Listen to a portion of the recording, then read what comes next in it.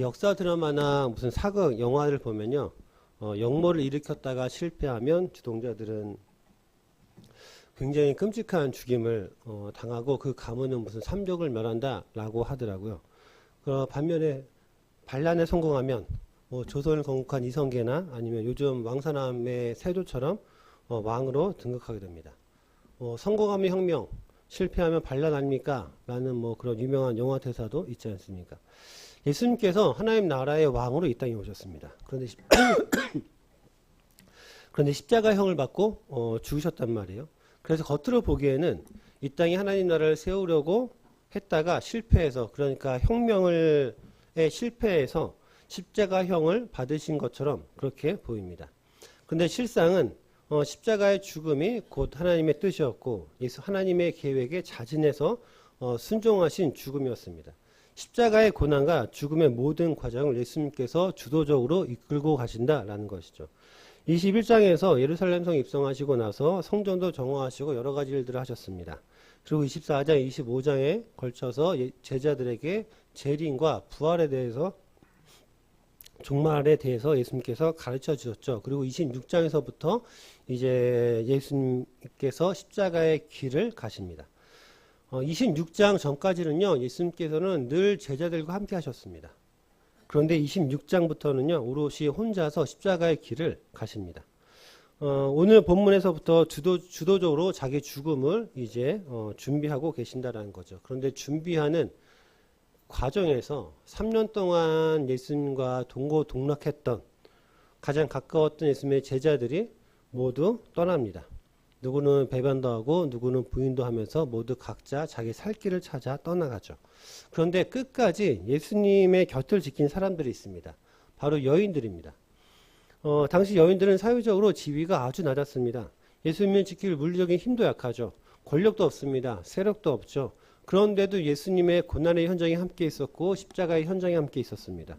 부활의 첫 번째 증인이 되기도 했습니다. 오히려 12제자들은 고난의 현장에도 십자가의 현장에도 없었습니다. 그녀들이 전하는 부활의 소식도 그들은 믿지 않았습니다. 예수님의 12제자 중에는요, 부자도 있습니다. 똑똑한 사람도 있고요, 정치적으로 세력을 모을 힘도 있습니다. 무장 독립 단원도 있습니다. 그런데도 그들은 모두 떠났습니다. 하지만 여인들은 끝까지 예수님의 곁을 지켰습니다. 왜 똑똑하고 힘 있었던 제자들은 모두 떠나고 연약한 여인들은 끝까지 예수님을 지킬 수 있었는가? 오늘 본문에서는 그 차이가 예수님을 바라보는 가치의 차이에 있다라고 말씀합니다. 오늘 우리는 예수님을 어떤 가치로 대하고 있는지 본문을 통해서 돌아보고자 합니다. 1절, 2절 말씀입니다. 예수께서 이 말씀을 다 마치시고 제자들에게 이르시되 너희가 아는 바와 같이 이틀이 지나면 유월절이라 인자가 십자가에 못 박히기 위하여 팔리리라 하시더라. 모든 말씀을 다 마치셨다라고 말씀합니다. 4장에서요. 예수님께서 하나님 나라를 선포하시고 즉 천국을 선포하시고 5장에서 7장까지 산상수훈을 통해서 하나님 나라의 건국이념, 내 나라는 이런 나라야 라는 것을 선포하셨습니다. 그리고 그 이후부터 하나님 나라의 왕으로서의 권세를 보여주셨죠. 병도 고치고 자연도 다스리고 죽음도 다스리고. 그리고 이제 하나님 나라의 왕으로서 왕만이 하실 수 있는 일을 하시려고 합니다. 그 일이 무엇인지 유월절을 통해서 다시 한번 말씀하시거든요. 유월절은요, 예수님의 죽음과 고난에 대한 예표적 사건입니다. 유월절은 출애굽기에 보면 애굽의 바로가 백성들을 풀어주지 않자 하나님께서 10가지 재앙을 내리시죠. 그 마지막 10번째 재앙으로서 애굽에 속한 모든 장자의 죽음이었습니다. 이때 어린 양의 피를 문설주에 발랐던 집들만 장자의 죽음에서 구원을 받을 수가 있었죠. 유월절은 이날을 기념한 절기인데 지금까지 유대 민족은 유월절을 명절로서 과거의 일에 대한 감사로서 그렇게 지켰다라고 한다면 이제부터는 예수님으로 인해서 그 유월절이 너의 사건이 될 것이라고 말씀하십니다. 예수님께서요, 자신이 팔릴 것이라고 미리 말씀하시는 그 이유는요, 예수님의 죽음은 대적자들의 음모나 계획에 의한 것이 아니고 하나님께서 계획하셨고 그 계획에 의해서 예수님께서 자진해서 순종하심으로 성취되고 있음을 예수님께서 말씀하고자 하심입니다. 십자가의 죽음은 예수님께서 주도하십니다. 그런데 겉으로 보기에는 대적자들의 음모가 계획대로 착착 진행되기 때문에 대적자들의 승리처럼 보입니다. 그런데 요한복음 10장 17절 18절을 보면요, 내가 내 목숨을 버리는 것은 그것을 내가 다시 얻기 위함이니 이로 말미암아 아버지께서 나를 사랑하시느니라. 이를 내게서 빼앗는 자가 있는 것이 아니라 내가 스스로 버리노라. 나는 버릴 권세도 있고 다시 얻을 권세도 있으니 이 계명은 내 아버지께서 받았노라 하시니라. 그러니까 내가 스스로 버린다라고 말씀하십니다. 나에게는 버릴 권세도 있고 다시 얻을 권세가 있다라고 말씀하시거든요. 예수님께 모든 권세가 있습니다. 십자가의 죽음도 하나님의 권세이고 부활과 재림도 하나님의 권세입니다. 그러니까 예수님을 이길 수 있는 권세는 이 땅에 그 무엇도 아무것도 없습니다. 오직 예수님만이 최후 승리이고 예수님만이 권세이고 능력입니다. 예수님의 죽음은요, 죄와 사망의 권세에서 자유케 되는 권세입니다. 그리고 부활로 영광의 보좌에 앉으셨습니다. 그리고 부활 영광의 모습으로 다시 오실 것이라고 예수님께서 약속하셨죠. 예수님께서는요, 제자들에게 내가 몇 번이나 죽을 것이라고 말씀하셨습니다. 그런데 죽음만 말씀하신 것이 아닙니다. 십자가의 죽음과 더불어서 부활을 꼭 말씀하셨습니다. 예수님께서는 그 누구도 감당할 수 없는 십자가의 길을 가셨습니다. 그 길은 고난과 순환의 길이고 고통과 아픔의 길이죠. 그런데 고난과 고통만 바라본다면 그 길을 쉽게 갈 수 있겠습니까? 고난과 아픔만 바라본다면, 순환만 바라본다면 그 길을 갈 수 있겠습니까? 예수님께서는요, 현재 겪어야 할 고난과 순환을 바라보면서 십자가의 길을 가신 것이 아닙니다. 예수님께서요, 24장 25장을 통해서 말씀하신 것이 재림을 바라보며 오늘을 살라라고 하신 것이잖아요. 예수님도 마찬가지입니다. 부활의 영광을 바라보면서 십자가의 길을 가셨습니다. 십자가의 고통과 아픔이 아니라 부활의 영광을 바라보면서 그 모든 길을 가셨다라는 겁니다. 예수님께서 십자가가 너무나도 처참한 고통과 순환의 현장이라는 것을 모르셨겠습니까? 아셨죠? 하나님께 버림받는다라는 것을 아셨습니다. 그럼에도 그것을 두려워하지 않고 오히려 피하지 않고 부활의 영광을 바라보시기 때문에 그 길을 담대히 가실 수가 있었습니다. 우리가 예수님의 십자가의 길을 따라간다는 것, 재림의 영광을 바라보며 오늘을 살아간다는 것, 이미 이루신 부활의 영광을 바라보고 이미 승리하신 승리를 바라보고 간 것입니다. 그 영광과 승리에 힘입어서 예수님께서 이미 가신 그 길을 예수님과 함께 가는 겁니다. 함께 간다는 것, 내 앞에 있는 당장의 고통과 고난을 바라보면서 오늘을 살지 않습니다. 우리가 예수님과 함께 가기 때문에 내 앞에 있는 오늘의 현실에서 있을 당장의 고통과 고난을 바라보면서 오늘을 살지 않습니다. 부활의 영광으로 재림을 바라보며 오늘을 삽니다. 그래서 오늘의 삶을 두려워하지 않습니다. 오늘의 삶을 우리는 피하려고 하지 않습니다. 오늘에 있을 고통과 고난이 너무나도 클지라도 우리는 그것을 두려워하지 않고 피하지 않고 오히려 담담히 묵묵히 그 길을 걸어갈 수가 있는 능력이 예수님과 함께 가기 때문에 우리에게 있습니다. 그런데 우리 십자가의 길은 우리가 처음 가는 길이잖아요. 잘 모르잖아요. 우리 어디 갈 때 초행길은 굉장히 더 멀게 느껴지지 않나요? 모르기 때문에 그렇습니다. 낯설기 때문에 그렇죠. 여기가 어디인지 어디로 가야 하는지 모릅니다. 그런데 예수님께서는 이미 가셨던 길이니까 십자가의 길에 대해서 잘 아시잖아요. 그래서 우리와 함께 동행하실 때 우리에게 이것저것 또 가르쳐 주시고 우리가 힘들 때마다 예수님 저 십자가의 길이 너무 힘들어요. 너무 괴로워요. 너무 아파요 할 때마다 아니야 갈 수 있어. 내가 함께 가니까 갈 수 있어 라고 응원도 해주시고 우리에게 힘내라고 그렇게 해주시고 우리가 어디로 가야 할지 우리 인생길을 모를 때 우리에게 길도 알려주시고 그래서 함께 우리와 가십니다. 우리가요 예수님의 십자가 길을 따라갈 때 고통과 아픔의 길이기 때문에 고난과 순환의 길이기 때문에 때로는 답답하고 힘들고 어렵고 괴롭고 우리의 아픈 현실이 실패처럼 보여서 대적자들이 승리한 것처럼 보입니다. 내 인생이 실패한 것처럼 보여서 대적자들과 비교했을 때 그들이 승리한 것처럼 보이죠. 예수님 잘 믿으려고 했다가 손해도 보고 예수님 잘 믿기 때문에 억울해서 참아도 보았는데 세상 사람들은 나보고 미련하다고 비난하기도 하고 바보라고 그렇게 손가락질하기도 하고 악착같이 속여 먹었던 남들이 나보다 더 잘 살 때 우리는 내 믿음이 실패한 것처럼 보입니다. 내 믿음이 아무런 쓸데가 없는 것처럼 보일 때도 있다라는 거죠. 그런데 겉으로 보기에 실패한 것처럼 보이는 그 십자가의 길로 인하여 우리가 하나님과 더 가까워질 수 있습니다. 하나님과 하나님의 사랑과 은혜를 더 깊이 느낄 수가 있습니다. 부활의 영광과 재림의 소망을 누리면서 우리가 오늘을 살아갈 수 있습니다. 이것이 우리에게 있어서 하나님의 큰 은혜입니다. 예수님께서요, 부활의 관점으로 십자가의 길을 가셨던 것처럼 우리도 부활의 관점으로, 우리도 승리의 관점으로 우리의 인생을 바라보고 견디고 승리하시길 주님의 이름으로 축원드립니다. 우리 3절에서 5절까지 보면요. 그때 대제사장들과 백성의 장로들이 가야바라 하는 대제사장의 관정에 모여 예수를 흉계로 잡아 죽이려고 의논하되 말하기를 밀란이 날까 하노니 명절에는 하지 말자 하더라. 대적자들이 예수님을 죽이기 위해서 음모를 꾸밉니다. 그런데 명절 유월절에는 하지 말자라고 하죠. 그 이유는 백성들이 두렵기 때문에 그렇습니다. 이들이요, 예수님을 죽이려고 하는 그 이유는 자신들의 권력을 지키기 위함이잖아요. 그런데 이로 인해서 밀란이 일어나면 로마에 밉보입니다. 로마가 안 좋게 생각하거든요. 그럼 자신들의 권력을 잃어버리니까 굉장히 곤란해집니다. 유대민족에 대해 제사장들과 장로들이 왜 로마의 눈치를 보느냐? 대제사장들이기 때문에 그렇습니다. 원래는요, 대제사장은 한 세대에 한 명입니다. 한 명이 죽으면 그 아들이 세습합니다. 아론의 직계의 자손만 세습을 하거든요. 그래서 한 세대 한 명인데요. 본문에 보니까 대제사장들이라고 복수로 되어 있습니다.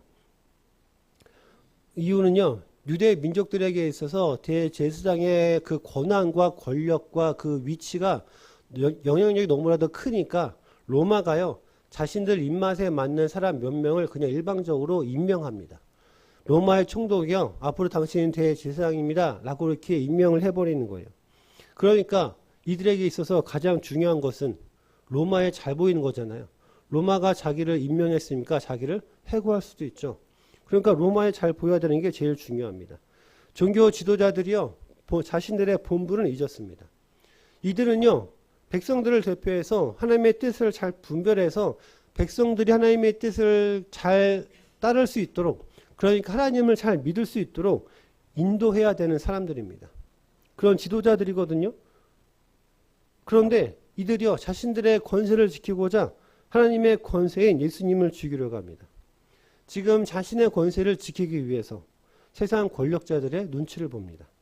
세상에서 힘 있고 능력 있는 권력자의 눈치를 보고 그들의 비위를 맞춥니다. 그러나 예수님의 십자가는 세상의 눈치를 보지 않습니다. 모든 것을 이기는 하나님의 권세이기 때문에 그렇습니다. 우리도요, 세상의 눈치를 보며 살아가는 사람들이 아닙니다. 나 자신의 권세, 세상의 권세를 따라가며 살아가는 사람들입니다. 우리는요, 하나님의 눈치를 보며 하나님의 권세로 살아가는 사람들입니다.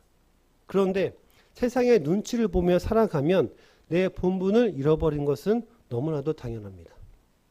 세상 눈치를 보면 본분을 잃어버립니다. 그러나 사람 눈치를 보면, 그리고 사람 눈치를 많이 보면 볼수록 하나님의 권세는 약해집니다. 제가 제 아내와 만나서 연애할 때요, 제 아내가 어느 날 그러더라고요. 당신은 뭐가 그렇게 가진 게 있어서 자신감이 있냐? 그거를 근자감이라고 하거든요. 근거 없는 자신감. 저 36살 때 소개팅을 했습니다. 그때 사례비 안 받고 그냥 교회에서 사역 도와줄 때였거든요. 가진 게 아무것도 없죠. 그럼에도 불구하고 뭐가 이렇게 자신감이 있냐? 근자감, 근거 없는 자신감. 넌 도대체 뭔데 이렇게 자신감이 있냐? 자신만만해 라는 소리였죠. 제가 갖고 있는 게 무엇이 있었겠습니까? 하나님의 믿는다는 거. 하나님을 믿는다는 거 그거 하나밖에 없었습니다. 그러니까 그런데도 저는 어디 가서 주눅들 필요가 없죠. 내가 하나님을 믿기 때문에 나는 어디에 가서든 주눅들 이유와 필요가 없습니다. 돈이 아무리 많아도 아무리 잘 나가도 제가 주눅들 이유와 필요가 없다라는 거죠. 왜냐하면 우리는 하나님의 눈치를 보며 살아가는 사람들입니다. 세상 눈치를 보지 않습니다. 우리는 하나님의 눈치만 보며 살아가는 사람들이기 때문에 그렇습니다. 하나님의 눈치를 보며 사는 한 무명의 여인이 등장합니다. 6절에서 13절까지죠. 이 여인은요, 세상의 눈치를 보지 않습니다. 제자들의 눈치를 보지 않고 예수님께 향유를 붓습니다. 이 여인은요, 자신의 권세를 지키기 위해서 세상의 눈치를 보지 않습니다. 하나님의 눈치를 보며 하나님을 경외하며 사는 사람입니다. 오늘 우리도 내 유익을 위해서, 내 권세를 지키기 위해서 세상 눈치를 보며 그리고 우리의 본분을 잊어버릴 때가 있지 않습니까? 세상 눈치가 아닌 하나님의 뜻을 따르는 진짜 제사장의 삶을 회복하길 소망합니다. 6절에서 13절까지 보면요. 예수께서 베다니 나병 환자의 시몬의 집에 계실 때 한 여자가 매우 귀한 향유 한 옥합을 가지고 나와서 식사하시는 예수의 머리에 부으니 제자들을 보고 분개하여 이르되 무슨 의도로 이것을 허비하느냐.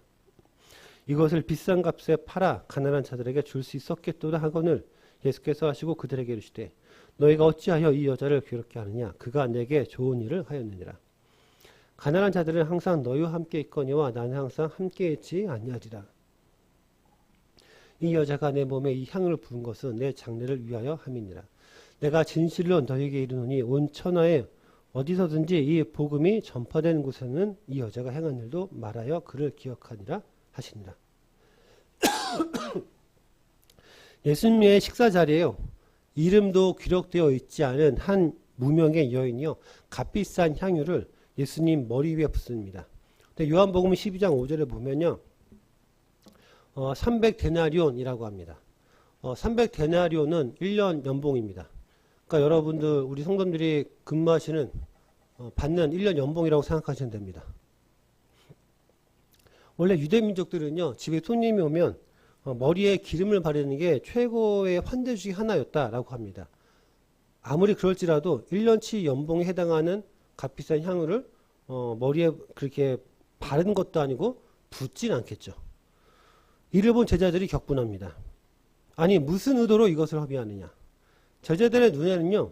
이 여인의 행동이요. 철저한 낭비였고 비효율적입니다. 아니 차라리 그걸 팔아서 가난한 사람들 구제하는 게 훨씬 더 도덕적으로 좋은 일 아니냐라는 거죠. 제자들의 말이 틀립니까? 아닙니다. 제자들의 말은 틀리지 않습니다. 제자들도 좋은 의도로 이야기를 하죠. 그런데 예수님은요. 예수님께서 말씀하시는 것은 나에게 더 좋은 일이라고 하십니다. 그러니까 하나님의 관점으로 하나님께서 판단하시기에 더 좋은 일입니다. 영적으로 아름답고 고귀한 일로서 하나님의 뜻에 합당한 선행이라는 의미입니다. 가장 아름다운 헌신으로 사람에게 좋은 일을 한 것이 아니라 하나님의 아들에게 좋은 일을 한 것입니다. 그러니까 하나님의 관점에서는 복음 안에서 가장 아름다운 헌신입니다. 제자들에게 좋은 의도는 윤리 도덕적이죠. 가룟 유다에게 좋은 의도는 예수님을 파는 것입니다. 종교 지도자들에게 좋은 의도는 자신들의 권세를 지키는 것입니다. 그러나 하나님에게 좋은 의도는 예수 그리스도의 십자가입니다. 내가 가지고 있는 어떤 신앙적 전통과 삶의 가치 체계로 인해서 예수님께서 더 좋은 일이라고 말씀하시는 일의 진정한 가치를 우리 깨닫지 못할 때 있습니다. 예수님께서 좋은 일이라고 말씀하시는 그 가치에 따라서 행동하는 사람들을 비난할 때도 있죠.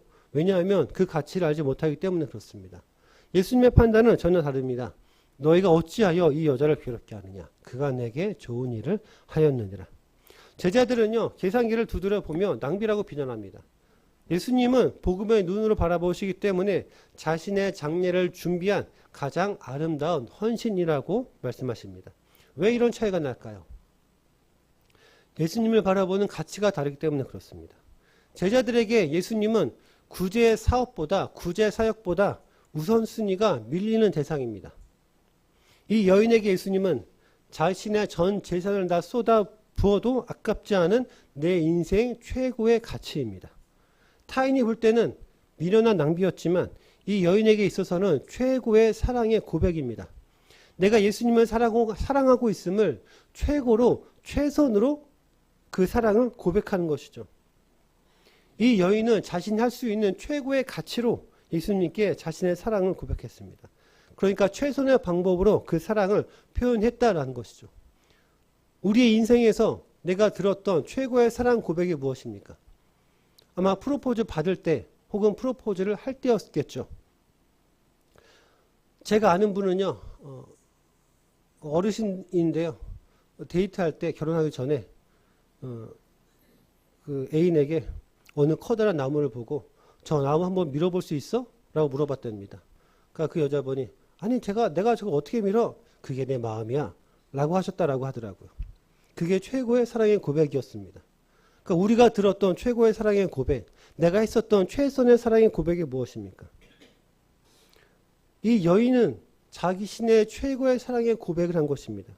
그것을 낭비로 보느냐, 최고의 가치로 보느냐. 제자들에게는 낭비였습니다. 그러나 여인에게는 사랑이었습니다. 제자들에게는 너무나도 비효율적이었죠. 그러나 예수님께는 아름다운 헌신이었습니다. 사람들은 낭비, 허비라고 말합니다. 그러나 예수님은 나에게 더 좋은 일이라고 말씀하십니다. 주변에서 아니 너 왜 그렇게까지 교회 열심히 다녀?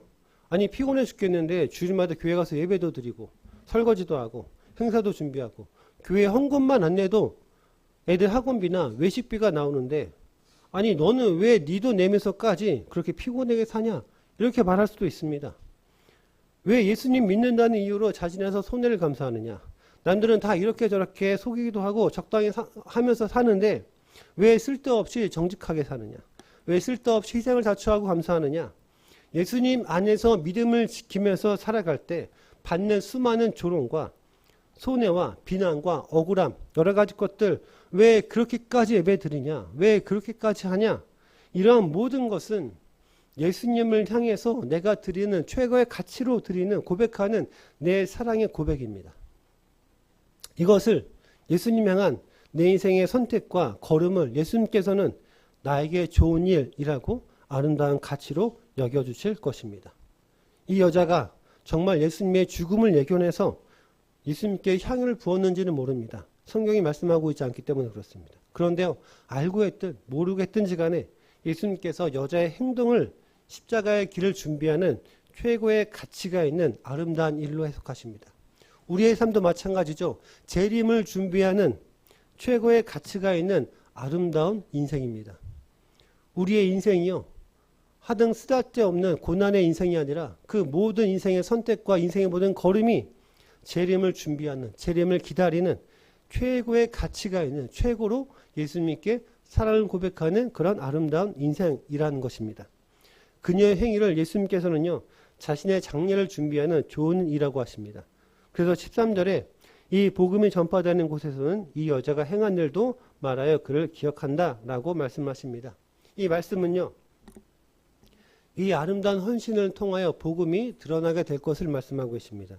내 헌신을 통하여, 내 행동을 통하여, 내 말을 통하여, 내 삶을 통하여, 내 생각을 통하여 복음을 이야기합니다. 내 삶 자체가 아름다운 헌신이 되기를 소망합니다. 그래서 아름다운 헌신된 삶을 통하여 복음이 이야기되기를 축원드립니다. 우리 14절 16절을 보면요. 그때 12 중에 하나인 가룟 유다라 하는 자가 대제사장들에게 가서 말하되 내가 예수를 너에게 넘겨주리니 얼마를 주려느냐 하니 그들이 은 30을 달아주거늘. 그가 그때부터 예수를 넘겨줄 기회를 찾더라.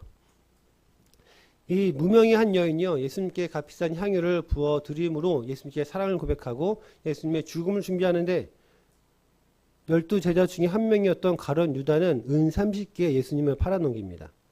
은 30개의 가치를 특정할 수가 없습니다. 왜냐하면 당시 은으로 통용되는 동전이 화폐가 많았기 때문에 그렇습니다. 그런데 지금 유대 민족 대제사장들이 가지고 있는 화폐입니다.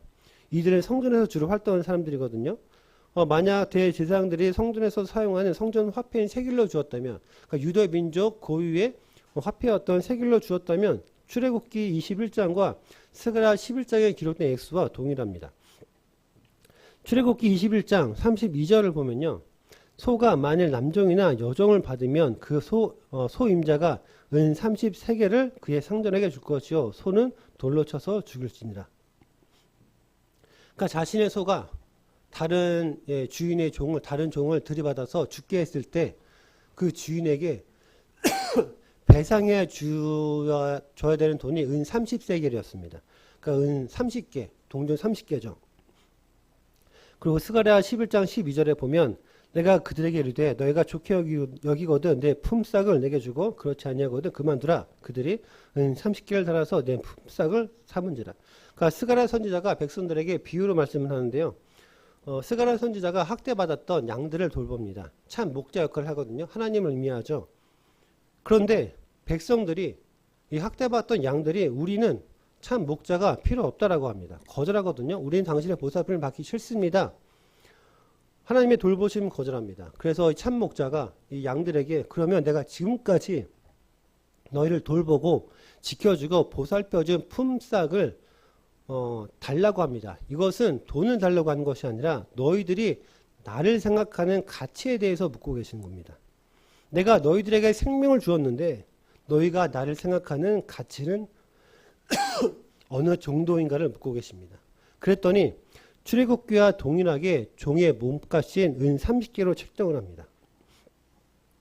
그러니까 나에게 있어서 당신의 십자가의 가치는 이 정도입니다 라는 것입니다.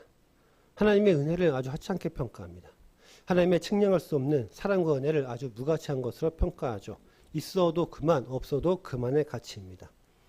내가 살아가는데 굳이 필요하진 않고 필요 없어도 사는데 아무런 지장이 없고 있으면 그냥 있는가 보다. 은 30개. 예수님의 제자였던 가룟 유다에게 있어서 예수님의 가치입니다. 종의 몸값이었던 은 30개. 무명의 한 여인은 예수님의 가치, 그리고 예수님과 함께 3년을 동고동락했었던 가룟 유다에게 있어서 예수님의 가치가 너무나도 다릅니다. 예수님이 나에게 어떤 가치가 있는가? 예수님이 나에게 어느 정도의 가치가 있는가? 가룟 유다가 생각하는 가치인가? 아니면 무명의 한 여인이 생각하는 가치인가? 예수님에 대한 사랑과 은혜가 그리고 십자가의 가치가 다릅니다. 예수님과 함께 3년을 예수님 말씀을 듣고 예수님의 기적을 직접적으로 보았어도 좋은 의도가 예수님에게서 시작되지 않으니까요. 예수님이 나에게 아무런 가치가 없습니다. 예수님께서 말씀하십니다. 자기를 부인하고 자기 십자가를 받아들여라. 그런데 그렇게 못합니다. 왜냐하면 십자가가 나에게 가치가 없기 때문에 그렇습니다. 그러니까 나에게 가치가 있는 자신만의 인생을 위해서 살아갑니다. 예수님과 아무런 상관이 없는 자기 확신과 자기 고집으로 살아갑니다. 그러니까 복음이 삶에 아무런 영향을 미치지 못합니다. 내 말 한마디, 내 행동 하나 변화시킬 수 없습니다. 삶의 작은 습관에도 복음은 아무런 영향을 미치지 못합니다. 왜냐하면 복음이 나보다 가치가 없기 때문에 그렇습니다. 복음이 내 생각보다, 내 선택보다, 내 마음보다, 내 생각보다, 내 욕심과 탐욕보다 더 가치가 없습니다. 복음보다 내 인생이 더 가치가 있습니다. 이는요, 복음이 아무런 능력이 없어서가 아닙니다. 복음은 나와 아무런 관계가 없다 하면서 복음을 거절하고 거부하기 때문에 그렇습니다. 가룟 유다와 종교 지도자들의 가치입니다. 예수님에게 내 삶을 변화시킬 만한 가치를 두고 살아가십니까? 예수님의 십자가가 내 말, 내 행동, 내 생각, 내 마음을 변화시킬 만한 가치와 영향력을 두고 살아가는가? 예수님이 나에게 어느 정도의 가치가 있는가를 묻고 있는 것입니다. 지금 우리가요, 동일한 장소에서 같은 시간에 하나님께 예배를 드리고 있습니다. 그러나 예수님이요, 개인의 삶에서 모두 동일한 가치가 있는 것은 아닙니다. 그래서 믿음의 분량이 다 다릅니다. 믿음의 크기와 깊이가 다릅니다. 그러나 모두 예수님까지 믿음이 성장해야 하는 것은 동일합니다. 성장하기 위해서 나는 예수님이 필요한 사람이라는 것을 인정해야 합니다. 그리고 예수님이 내 삶에서 가장 최고의 가치가 있음을 우리는 인정해야 됩니다. 이 거래가 성사되자요, 그 이후부터 가룟 유다가 예수님을 넘겨줄 기회만 노리고 있습니다.